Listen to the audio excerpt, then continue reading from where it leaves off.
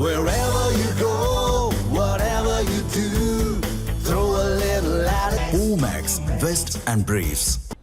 மேற்கு வங்கத்தில் பாலியல் வன்கொடுமைக்கு உள்ளாக்கப்பட்டு கொலை செய்யப்பட்ட மருத்துவ மாணவியின் தாயார் பாஜக சார்பில் பானிஹாட்டி தொகுதியில் போட்டியிட்டு வென்றுள்ளார்.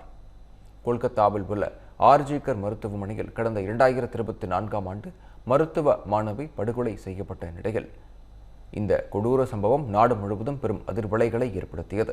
மம்தா பானர்ஜி தலைமையிலான திரிணாமுல் காங்கிரஸ் ஆட்சியின் சட்டம் ஒழுங்கு சீர்கேட்டால் மாணவி கொல்லப்பட்டதாக பெண்கள் கொந்தளித்தனர். இந்நிலையில் மேற்கு வங்க சட்டமன்ற தேர்தலில் போட்டியிட மாணவியின் தாயார் ரத்னா தேப்நாத்திற்கு பாஜக வாய்ப்பு கொடுத்தது. அதன்படி பானிஹாட்டி தொகுதியில் போட்டியிட்டவர் திரிணாமுல் காங்கிரஸ் வேட்பாளர் தீர்த்தங்கர் கோஷை சுமார் 20,000 வாக்குகள் வித்தியாசத்தில் வீழ்த்தி வெற்றி பெற்றார். மேற்கு வங்கத்தில் பெண்கள் பாதுகாப்பை உறுதி செய்யாத திரிணாமுல் காங்கிரஸ் ஆட்சி மருத்துவ மாணவியின் தாயார் ரத்னா தேப்நாத் வெற்றி மூலம் உடைந்து உள்ளது.